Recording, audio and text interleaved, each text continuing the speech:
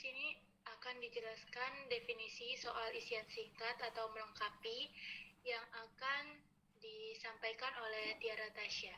Silakan.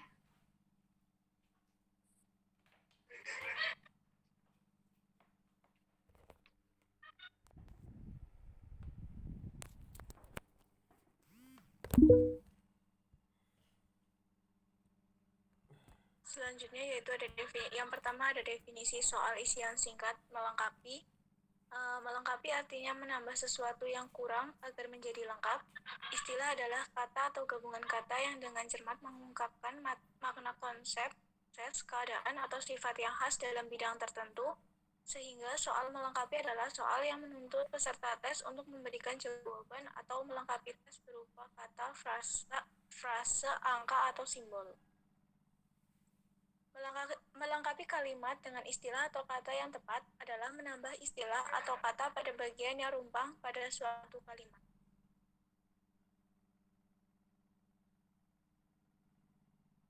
Selanjutnya, yaitu petunjuk melengkapi kalimat.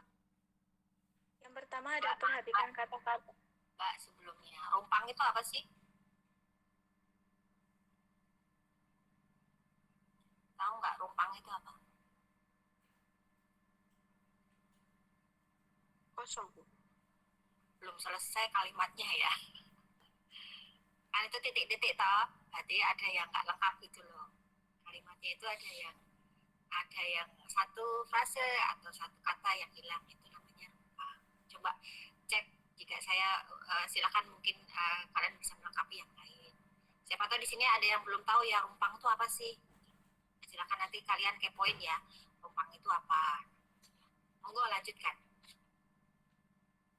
Selanjutnya yaitu ada petunjuk melengkapi kalimat. Yang pertama yaitu perhatikan kata-kata sebelum dan sesudah bagian rumpang pada kalimat. Yang kedua yaitu pahami maksud kalimat secara utuh. Dan yang terakhir yaitu pilih dan isi istilah atau kata yang tepat untuk melengkapi bagian kalimat yang rumpang.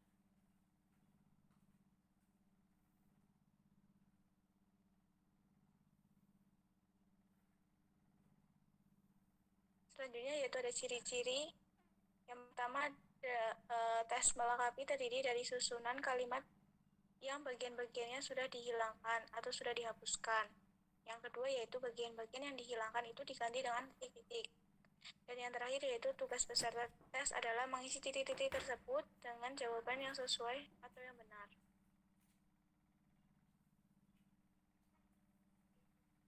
Kemudian ada kaidah penulisan soal isian singkat melengkapi.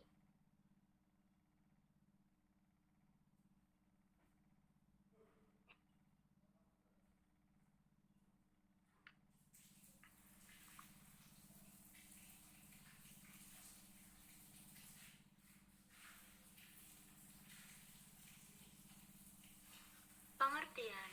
Soal tes melengkapi merupakan soal yang menuntut peserta tes untuk memberikan jawaban secara singkat yang berupa satu kata, satu frasa, angka, atau simbol. Kaidah yang perlu diperhatikan dalam penulisan soal tes melengkapi adalah materi, konstruksi, dan bahasa. Yang pertama ada materi. Dalam soal tes melengkapi, soal tes itu harus sesuai dengan indikator pada kisi-kisi. Kemudian, setiap soal harus mempunyai satu jawaban yang benar atau paling benar. Dalam hal ini harus juga diperhatikan ketepatan penemuan kunci jawaban. Konstruksi. Yang pertama, pokok soal harus dirumuskan secara jelas dan tegas. Kedua, pokok soal merupakan pernyataan atau pertanyaan yang berkaitan dengan materi yang diukur. 3. Pokok soal tidak memberi petunjuk ke arah jawaban. 4. Pokok soal tidak mengandung pernyataan yang bersifat negatif ganda. 5. Gambar, grafik, tabel, diagram, dan sejenisnya yang terdapat pada pokok soal harus jelas dan berfungsi. 6. Setiap butir soal dalam satu paket tes yang sama tidak boleh berisi informasi yang bisa mempengaruhi peserta didik dalam menjawab butir soal lain. 7. Jawaban yang dituntut oleh soal harus singkat dan pasti, yaitu berupa kata, frasa, angka, simbol, tempat, atau waktu. Bahasa. 1. Setiap soal harus menggunakan bahasa yang sesuai dengan kaidah bahasa Indonesia. Kedua, setiap soal harus menggunakan bahasa yang komunikatif. Yang ketiga, tidak menggunakan bahasa yang berlaku setempat. Tidak menggunakan bahasa yang berlaku setempat, terutama jika soal akan digunakan untuk daerah lain atau nasional.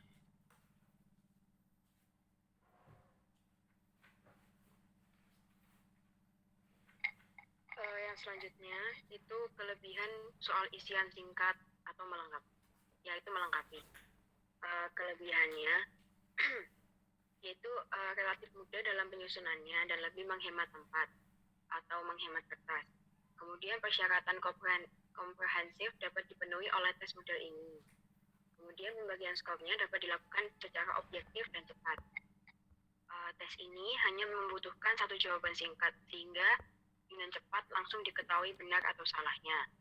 Soal atau pernyataannya bersifat tegas, spesifik, dan hanya butuh satu jawaban singkat.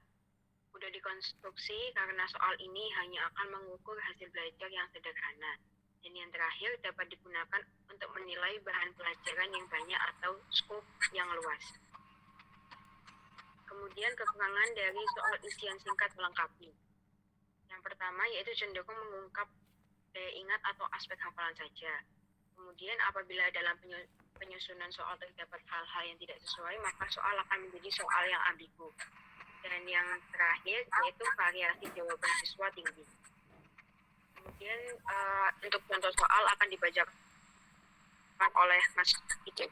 Oke, untuk contoh soal dari soal melengkapi untuk yang pertama, untuk indikatornya peta titik mampu menghitung besar gaya kolom di antara dua keping. Sedangkan soal yang tidak sesuai di sini dua keping logam yang sejajar jaraknya setengah milimeter satu dari yang lain diberi muatan listrik yang berlawanan hingga beda potensial 10.000 volt. Bila muatan elektron adalah 1,6 kali 10 min 19 kolom, maka arah gaya kolom pada sebuah elektron yang ada di antara kedua keping adalah, jadi soal ini tidak sesuai dengan kaidahnya karena tertuliskan bahwa di indikator soal ditanya besar gaya kolom, sehingga sedangkan soal yang salah yaitu ditanyakan arah dari gaya kolom. Jadi untuk perbaikannya yaitu arah gaya kolom diganti dengan besar gaya kolom. Next. Untuk soal nomor 2, indikator peserta didik mampu mengenal penemu hukum kolom. Untuk contoh soalnya, penemu hukum kolom adalah, jadi kesalahan di soal ini yaitu soal yang pokok soalnya memberikan petunjuk ke arah kunci jawaban. Jadi langsung menuju ke arah kunci jawaban. Untuk perbaikan soalnya yaitu penemu dari hukum yang menjelaskan hubungan antara gaya yang timbul antara dua titik muatan yang terpisah jarak tertentu dengan nilai muatan dan jarak pisah keduanya adalah Charles Augustin dan kolom. Jadi di sini penjelasan soalnya bahwa soal tidak boleh menunjuk ke arah kunci jawaban. Jadi kesalahan pada kaidah materi. Next. Nah, untuk soal nomor 3, untuk indikator soalnya peserta didik mampu menjelaskan interaksi antar muatan. Untuk bunyi soalnya, muatan listrik terdiri atas muatan positif dan muatan negatif. Dua muatan yang titik-titik apabila titik-titik akan titik-titik. Namun apabila muatan yang titik-titik apabila titik-titik akan titik-titik. Jadi kesalahan soal ini yaitu soal ini kayak berubah menjadi teka-teki atau sama sekali tidak berbunyi. Jadi untuk di kaidah soal melengkapi tidak ada bunyi soal, tidak ada syarat yaitu menjadikan soal sebagai teka-teki. Jadi yang benar yaitu muatan listrik terdiri atas muatan positif dan negatif. Dua muatan yang sejenis apabila didekatkan akan tolak-menolak, dan namun apabila muatan yang tak sejenis apabila didekatkan akan tarik-menarik. Jadi yang sudah diperbaiki seperti jadi tersebut. dan hanya berisi satu kata atau satu frase, tidak seperti yang di atas. Next. Oke, next. Oke, soal nomor 4. Indikatornya, peserta didik mampu memahami pengertian dari kuat arus listrik. Untuk soalnya, kuat arus listrik adalah banyaknya muatan listrik yang mengalir titik-titik penghantar tiap satuan waktu. Jadi soal ini salah karena jawabannya berupa konjungsi, yaitu melalui kan. Jadi jawabannya kurang tepat karena melalui bisa diganti dengan melewati dan konjungsi-konjungsi lainnya. Sedangkan jawaban yang soal yang benar yaitu kuat arus listrik adalah banyaknya muatan listrik yang mengalir melalui penghantar tiap satuan waktu. Jadi kunci jawabannya berisi makna dari soal tersebut. Next.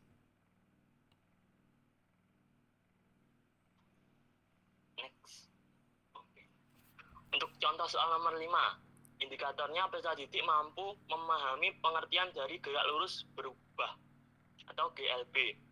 Untuk soal yang salah, gerak lurus berubah adalah gerak suatu benda yang ada pada suatu lintasan yang lintasannya adalah titik-titik dengan titik-titik. Soal ini salah karena soal bersifat tidak informatif dan bertele-tele sehingga menyulitkan peserta didik. Soal yang diperbaiki yaitu gerak lurus beraturan adalah gerak suatu benda dalam lintasan lurus dan tetap.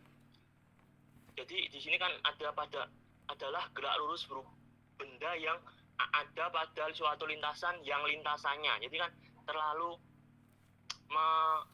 menggunakan kata lintasan 2 kali. Jadi kan terlalu belibet gitu. Jadi cukup suatu benda dalam titik-titik.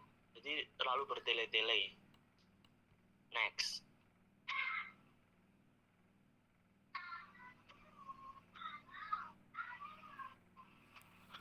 Oke, untuk soal nomor 6, indikatornya peserta didik mampu menjelaskan dari suatu benda dikatakan tenggelam pada hukum Archimedes. Untuk contoh soal yang salah, ketika balok dimasukkan ke dalam ember, batok akan titik-titik sehingga volume air yang keluar adalah sama dengan volume batok. Jadi soal ini salah sekali, terlihat bahwa kaidahnya pada kaidah bahasa sangat melenceng, yaitu menggunakan bahasa daerah setempat. Soal yang menggunakan bahasa daerah tertentu atau penyusunannya sehingga menyulitkan peserta didik. Di sini ada kata-kata ember dan batok yang itu ada di bahasa Jawa. Kemudian kalau soal ini dijadikan soal nasional, maka daerah-daerah di luar Jawa peserta didik akan merasa kebingungan. Untuk soal yang sudah diperbaiki menjadi ketika balok dimasukkan ke dalam gelas pancur, balok pengganti ember dan batok pengganti gelas pancur. Balok akan titik-titik. Ya, jadi itu. Jadi tidak dilarang menggunakan bahasa daerah setempat. Next.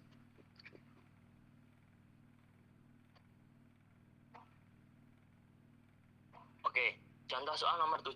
Untuk indikatornya, peserta didik mampu menjelaskan hubungan antara gaya elektrostatik dengan hasil kali 2 muatan dan kuadrat jarak kedua muatan. Ini contoh soalnya, berdasarkan percobaan Charles Coulomb berhasil menyimpulkan gaya titik-titik berbanding lurus dengan titik-titik dan berbanding terbalik dengan titik-titik. Jadi soalnya ini juga sama yang tadi, yaitu seperti kita menebak teka-teki. Jadi di sini bukan termasuk soal dari kaidah atau konsep, yaitu kaidah atau konsep melengkapi. Saat yang untuk soal yang sudah diperbaiki, yaitu berdasarkan percobaannya Charles Coulomb berhasil menyimpulkan gaya elektrostatik berbanding lurus dengan titik-titik dan berbanding terbalik dengan titik-titik. Jadi ada hanya satu kata atau frase di dalam satu kalimat. Kalau yang di atas tadi kan gaya titik-titik berbanding lurus dengan titik-titik. Jadi terlalu bersifat teka-teki. Next.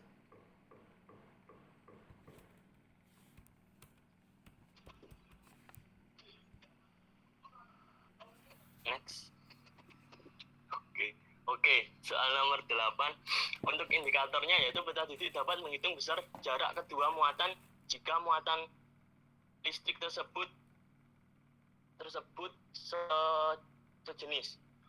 Untuk soal yang salah yaitu dua buah benda bermuatan listrik sejenis tarik-menarik dengan gaya sebesar F. Jika jarak kedua muatan didekatkan menjadi titik-titik kali semula, maka gaya ditolak-menolak antara kedua muatan tersebut menjadi 16 Newton. Jadi soal ini salah ya, karena terdapat kaidah di pengertian bahwa ini melenceng dari kaidah pengertian soal melengkapi, karena soal ini menjerumuskan pemahaman siswa terhadap konsep awal pada materi tersebut, yaitu pada materi muatan listrik ya. Karena di sini diketahui bahwa jika kedua muatan didekatkan, dua buah benda bermuatan listrik sejenis, maka harusnya tolak menolak, sedangkan di soal ditulis tarik menarik. Jadi di sini telah merubah konsep pemahaman siswa dan soal ini salah ya. Nah, akhirnya diperbaiki menjadi dua buah benda bermuatan tidak sejenis tolak menolak. Nah, jadi soal harus sesuai dengan materi ya, jangan menjerumuskan peserta didik. Next.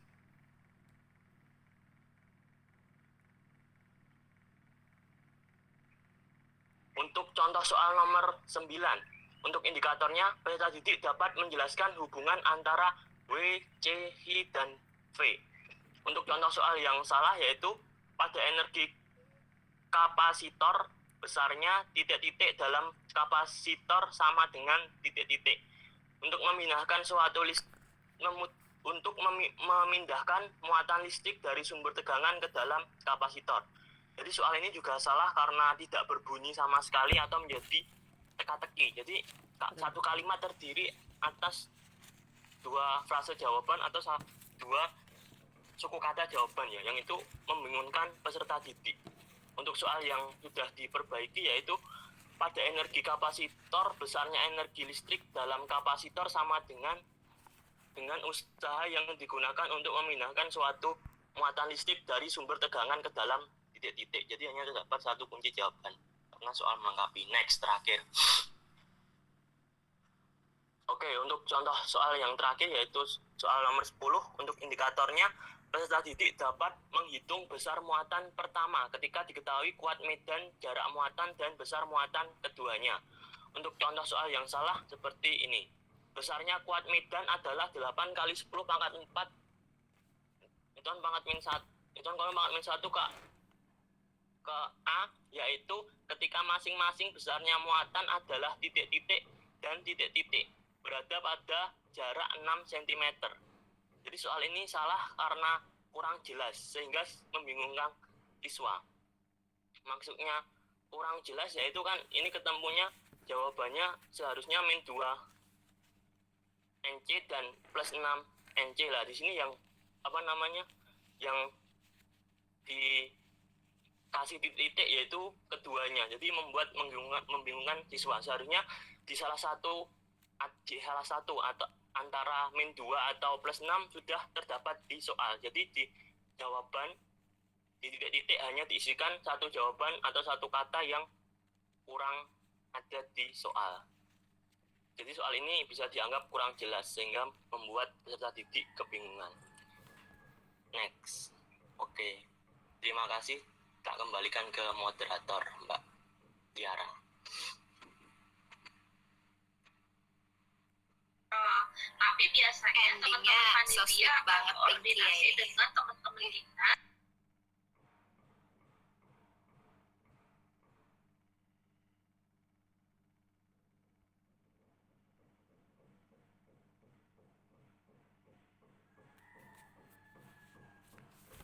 Apakah ada pertanyaan?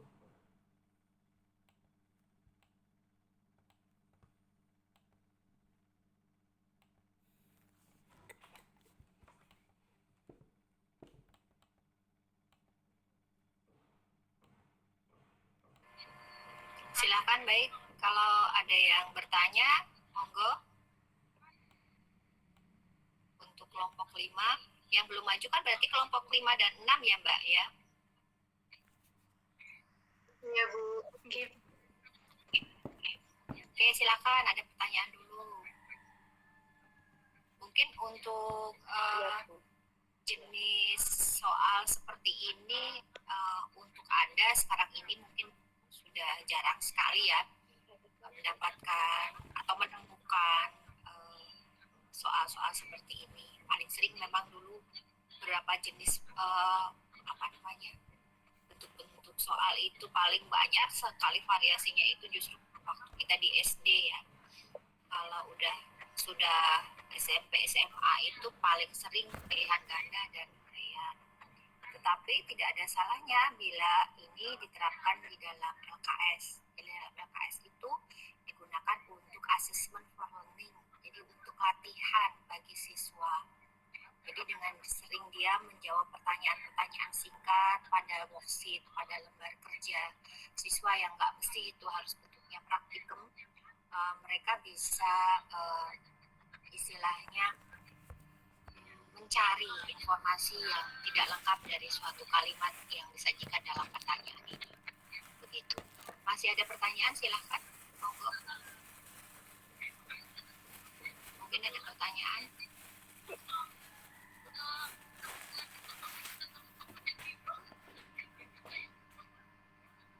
Kalau tidak ada, silakan berikan aplaus pada kelompoknya Mbak Taskia dan kawan-kawan.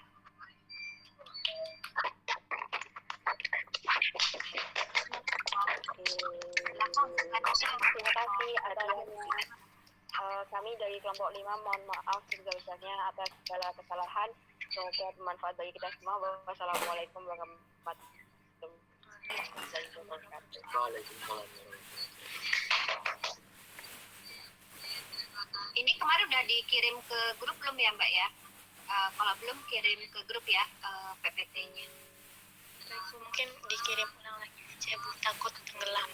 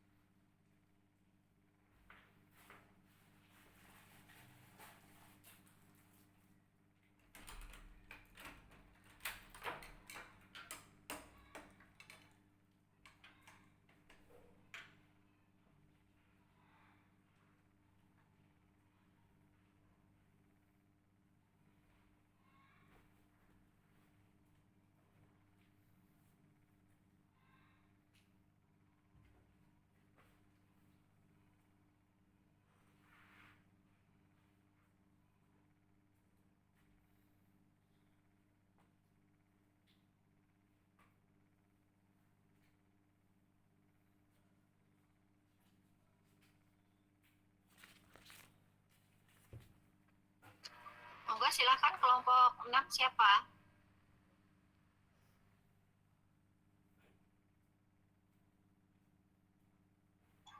Sebentar Bu, nunggu yang present.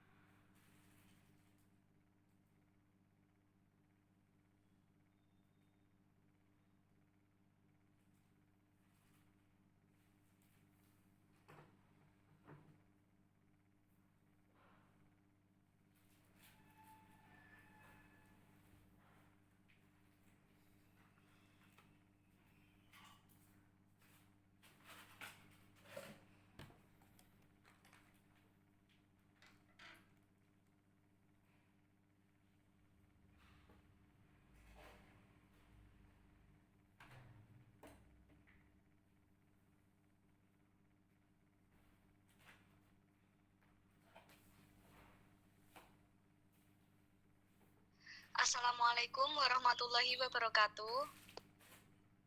Waalaikumsalam warahmatullahi wabarakatuh.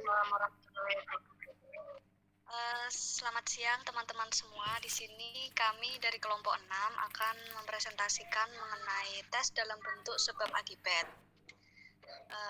Berikut anggota kelompok kami.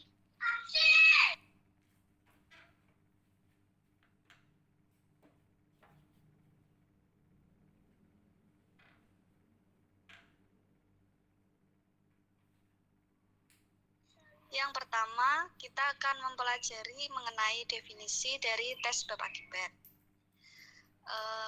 Ada definisinya, yaitu tes sebab akibat merupakan salah satu bagian dari tes pilihan ganda sehingga petunjuk penyusunan maupun kelebihan dan kelemahannya tidak jauh berbeda. Ada penjelasan singkat. Pada bentuk soal hubungan antar hal, siswa dituntut untuk mengidentifikasi hubungan sebab akibat antara pernyataan pertama yang merupakan akibat dan pertanyaan kedua yang merupakan sebab. Kedua pertanyaan pertama dan kedua dihubungkan dengan kata sebab. Kedua pertanyaan itu dapat benar, salah, atau dapat juga pertanyaan yang satu benar dan yang lain salah. Apabila kedua pertanyaan itu benar, yang perlu diperhatikan ialah apakah kedua pertanyaan itu mempunyai hubungan sebab akibat. Yang selanjutnya yaitu kaidah penulisan mengenai tes sebab akibat yang akan dijelaskan oleh anggota kelompok kami. Yang kedua yaitu kaidah penulisan tes sebab akibat. Yang pertama ada materi. 1. Soal harus sesuai dengan indikator. Yang kedua, setiap soal harus mempunyai satu jawaban yang benar atau yang paling benar. Kemudian ada tambahan lagi, mungkin belum disalin di PPT-nya, yaitu pernyataan sebab maupun akibat diupayakan saling berhubungan. Kemudian konstruksi, yang pertama pokok soal harus dirumuskan secara jelas dan tegas. Yang kedua, rumusan pokok sebab dan akibat harus merupakan pernyataan yang berkaitan dengan materi yang diukur. Dan selanjutnya bahasa, yang pertama soal harus menggunakan bahasa yang sesuai dengan kaidah bahasa Indonesia. Yang kedua, soal harus tidak menggunakan bahasa yang berlaku setempat.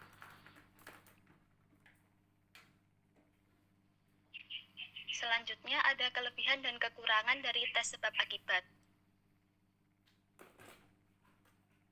Kelebihannya, yang pertama, tes sebab akibat sangat baik digunakan untuk mengukur banyak dimensi belajar, antara lain kemampuan bernalar, pemahaman konsep, hubungan antar konsep, kemampuan berpikir sistematis, dan lain-lain. Kemudian, efektif digunakan untuk menguji pengetahuan saat pendaftaran ke perguruan tinggi atau dalam mencari pekerjaan sebab membutuhkan nalar dan pengetahuan yang tinggi. Yang ketiga, dengan menggunakan kunci jawaban yang sudah disiapkan secara terpisah, jawaban dapat dikoreksi dengan lebih mudah. Yang keempat, dapat dipakai berulang-ulang. Kemudian kekurangannya yaitu konstruksi tes sebab akibat lebih sulit serta membutuhkan waktu yang lebih lama dibanding dengan penyusunan tes bentuk objektif lainnya. Serta item tes pilihan ganda sebab akibat memberi peluang kepada siswa untuk menerka jawaban. Selanjutnya tes contoh soal. Sebelumnya kami memohon maaf apabila ada kesalahan dalam penentukan soal itu benar atau salah karena kami kurang ada minimnya referensi dari internet. Selanjutnya ada contoh soal dari tes sebab akibat. Yang pertama, analisis hubungan antar hal. Petunjuk D, soal terdiri dari 3 bagian, yaitu pernyataan, kata sebab, dan alasan yang disusun berurutan. Yang A, jika pernyataan alasan benar dan keduanya menunjukkan hubungan sebab dan akibat. Kemudian pilih B, jika pernyataan benar, alasan benar, tetapi keduanya tidak menunjukkan hubungan sebab dan akibat. Kemudian yang C, jika pernyataan benar dan alasan salah. Yang D, jika pernyataan salah dan alasan benar. Kemudian yang E, jika pernyataan dan alasan keduanya salah.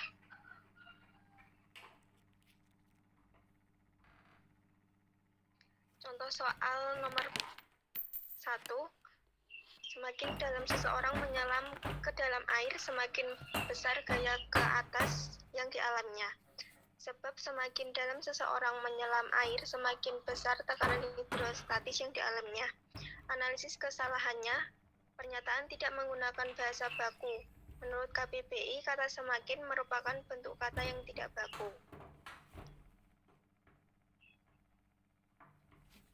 Kemudian soal nomor 2, roda yang menggelinding dengan kecepatan linear konstan usahanya bernilai 0. Sebab nilai usaha merupakan perkalian gaya dan perpindahan. Analisis kesalahan. Pernyataan tidak menggunakan bahasa komunikatif serta sulit dipahami.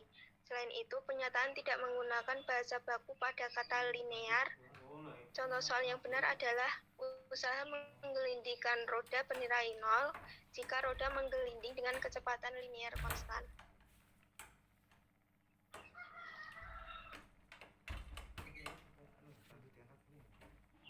Kemudian nomor 3, bayangan yang nyata dan terbalik adalah sifat bayangan yang jatuh ke retina.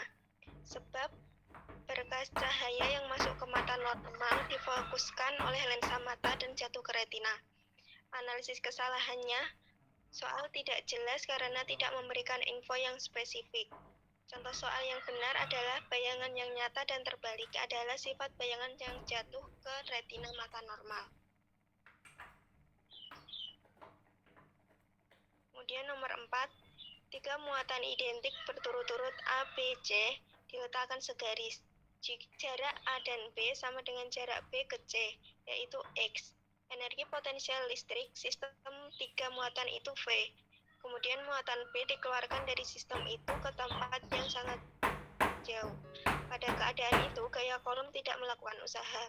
Sebab gaya kolom total yang bekerja pada muatan B sama dengan 0 selama muatan itu dibawa menjauh dari kedua muatan yang lain. Analisis kesalahannya, pernyataan sebab dan akibat tidak berhubungan menurut kaidah pernyataan sebab maupun akibat diupayakan saling berhubungan.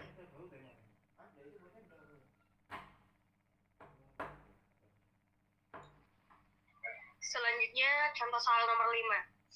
Cahaya yang datang dari zat yang mediumnya kurang rapat menuju ke zat yang mediumnya lebih rapat akan dibelokkan menjauhi garis normal. Sebab cahaya akan selalu dibelokkan jika merambat melalui dua zat yang kerapatannya berbeda. Analisis kesalahannya, pernyataan menggunakan bahasa yang kurang komunikatif. Kata kurang rapat bisa diganti dengan kata renggang. Selain itu, sebab dan akibat tidak memiliki hubungan sehingga tidak sesuai dengan kaidah penulisan soal. Nomor 6. Sebuah bola konduktor A berjejari R. Di dalam bola terdapat rongga berbentuk bola berjejari 0,25 R. Titik pusat rongga berada pada jarak 0,5 R dari pusat bola A. Jika bola A diberi muatan Q, medan listrik di pusat bola A sama dengan 0. Sebab medan listrik di dalam rongga sama dengan 0. Analisis kesalahannya, bahasa yang digunakan kurang komunikatif. Kata berjejari bisa diganti dengan kata memiliki jari-jari agar mudah dipahami. Nomor 7. Sebuah silinder berlubang mempunyai momen inersial lebih besar daripada silinder pejal yang terbuat dari bahan yang sama serta memiliki massa yang sama. Sebab, untuk memberikan percepatan sudut pada sebuah benda berlubang diperlukan lebih banyak tenaga putaran. Analisis kesalahan. Kalimat pernyataan terlalu bertele-tele sehingga tidak sesuai dengan kaidah bahasa Indonesia. Seharusnya sebuah silinder berlubang mempunyai momen inersial lebih besar daripada silinder pejal yang terbuat dari bahan yang sama dengan massa yang sama. Nomor 8. Dua muatan identik Q kecil dan Q besar terpisah satu dari yang lainnya sejauh X. Energi potensial listrik sistem dua muatan itu V. Kemudian satu muatan identik ketiga diletakkan tepat di tengah di antara kedua muatan Q kecil dan Q besar tersebut. Usaha gaya eksternal untuk meletakkan muatan ketiga itu adalah 4V. Sebab usaha gaya kolom sama dengan perubahan energi potensial listrik.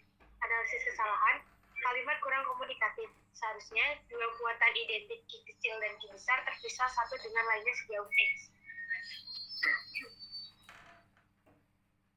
Yang terakhir adalah nomor 9. Inti atom terdiri dari neutron yang bermuatan netral dan proton yang bermuatan positif. Sebab kulit atom tersusun atas elektron-elektron yang bermuatan negatif, Dan pada atom yang netral, jumlah elektron sama dengan jumlah proton di inti atom. Kesalahan. Pokok soal tidak jelas dan terlalu bertele-tele. Seharusnya tidak perlu dijelaskan muatan dari masing-masing komponen atom. Demikian presentasi dari kelompok 6. Apabila ada kesalahan, mohon maaf karena masih sama-sama belajar juga. Terima kasih. Assalamualaikum warahmatullahi wabarakatuh. Waalaikumsalam warahmatullahi wabarakatuh.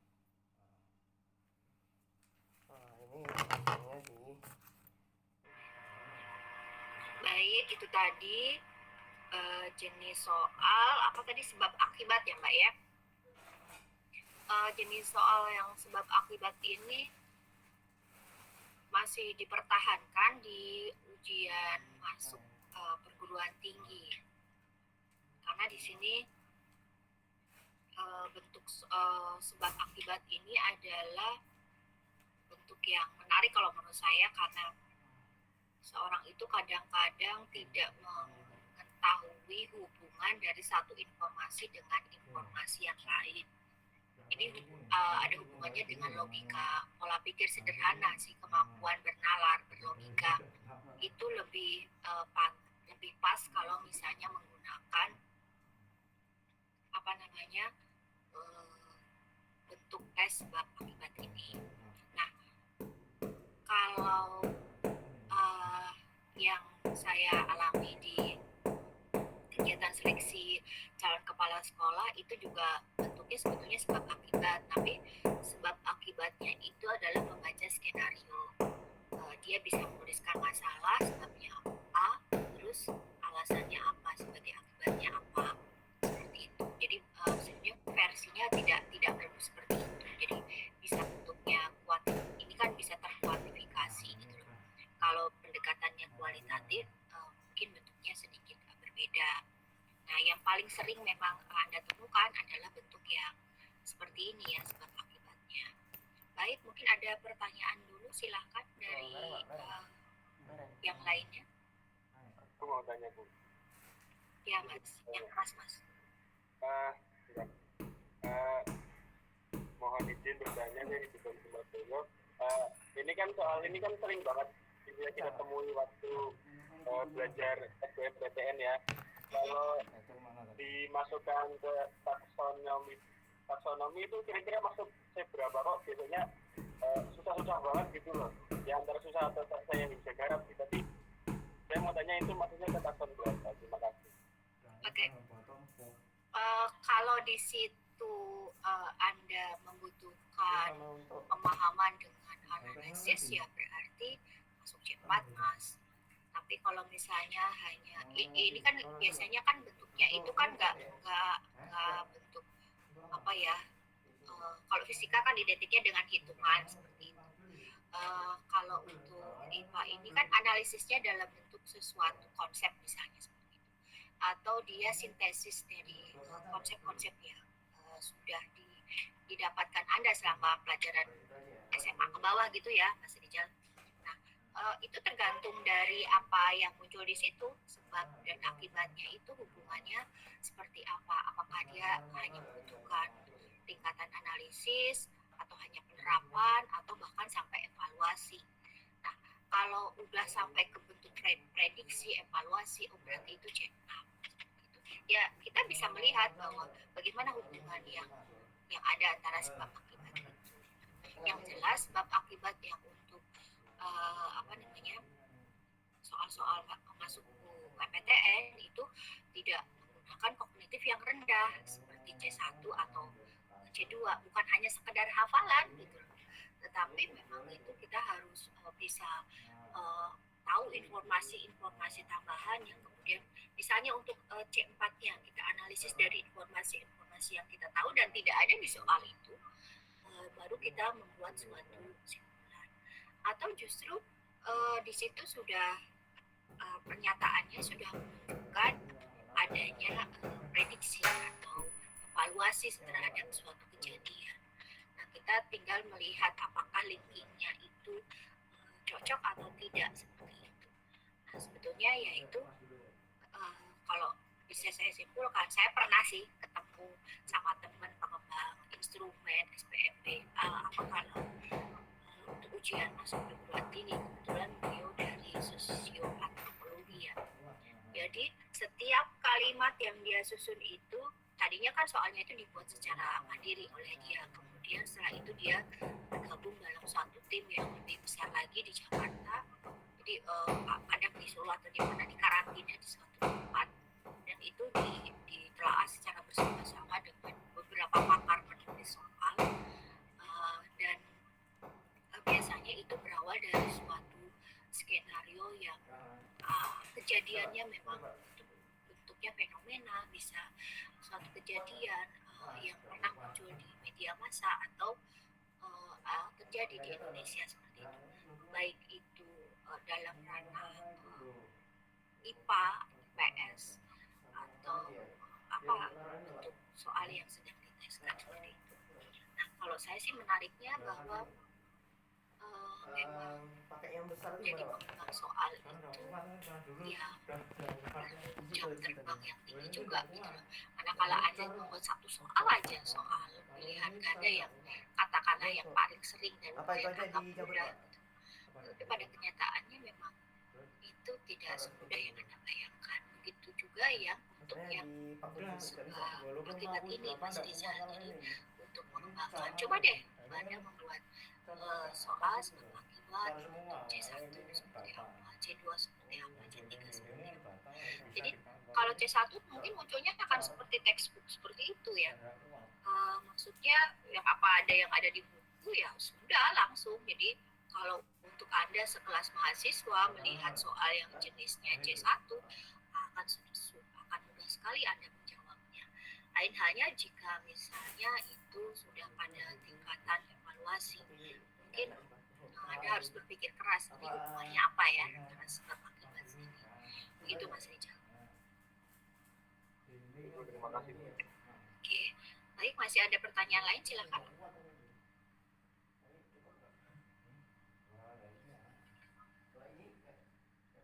Satu lagi, silakan. Masih ada? Kalau tidak, kita kembali ke grup WhatsApp ya. Bagaimana?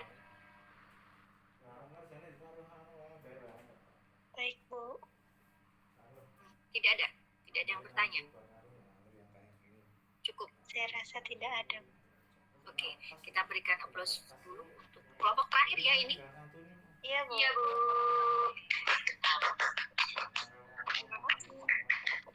Yeay, semuanya. Saya izin keluar, silahkan kembali ke WA ya. Ya.